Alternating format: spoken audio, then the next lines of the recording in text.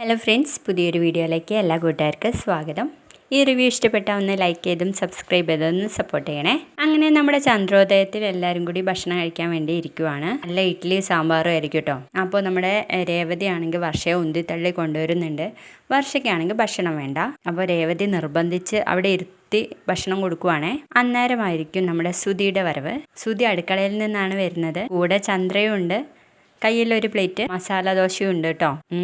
എന്താ മണം എന്നൊക്കെ ചോദിച്ചിട്ടാണ് വരുന്നത്. അങ്ങനെ വന്നിരിക്കുമ്പോൾ തന്നെ നമ്മുടെ രവി ചോദിക്കും, എന്താ നിന്റെ കയ്യിലൊരു സ്പെഷ്യൽ എന്ന് ചോദിക്കുമ്പോൾ ഇത് മസാല ദോശയാന്ന് പറയും. നീ സാധാരണ ഇഡ്ഡലി കഴിക്കാറുള്ളതാണല്ലോ, പിന്നെന്താ ഇത് സ്പെഷ്യൽ എന്ന് പറയുമ്പോഴേക്കും സുധി പറയും അത് പിന്നെ അമ്മ എന്ന് പറയുമ്പോഴേക്കും ചന്ദ്ര പറയും അവനെ മസാല ദോശ കഴിക്കണം എന്നൊരാഗ്രഹം പറഞ്ഞു, ഞാനത് ഉണ്ടാക്കി കൊടുത്തു, അതിനിപ്പോൾ എന്താ? അല്ലെങ്കിൽ തന്നെ അവൻ പറഞ്ഞത് ഇപ്പം ആരാ ഉണ്ടാക്കി കൊടുക്കാൻ ഇവിടെ എന്ന് നമ്മുടെ രേവതിയെ നോക്കിയിട്ടാണ് കേട്ടോ പറയുന്നേ. അന്നേരം നമ്മുടെ സച്ചിയും രേവതിയെ നോക്കുന്നുണ്ട്.